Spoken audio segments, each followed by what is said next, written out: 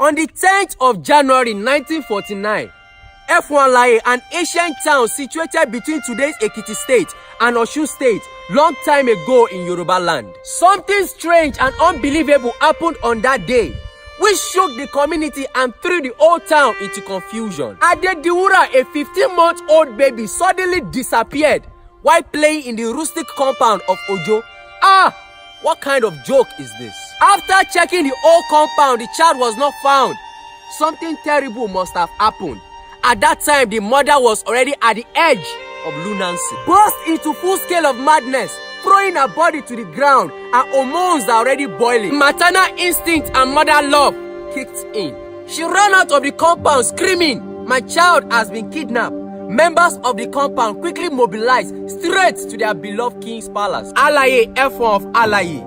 The whole palace is full of sadness, tragedy, glassy eyes and tears. The king told them to return home, that the issue will be looked into. After several hours, Kábíyèsí Ọba Samuel Adeniran Asusumasa Atewogboye II organized a search party for the missing child, but all was void. It was an herbalist that kidnapped the child, hid the child under his traditional garb called Agbada, and took the child to the king's palace together with his wife. The poor girl was butchered right in the front of the king. Her eyes was removed and her tongue was sliced. After that, they swore an oath of secrecy and took the lifeless body to the forest. News blew nationwide.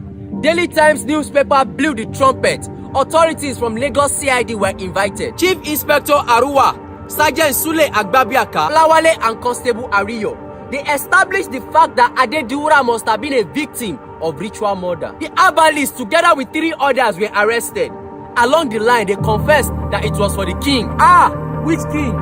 Is it the king that everyone was looking up to? Around that time in April, the West African court was hot, with the likes of Chief Obafemi Awolowo, Oluwalakija and Bode Thomas in the courtroom. Upon the court pronouncement, Kábíyèsí Ọba Samuel Adeniran Asusumasa Atewogboye II was found guilty together with the herbalist and the servant.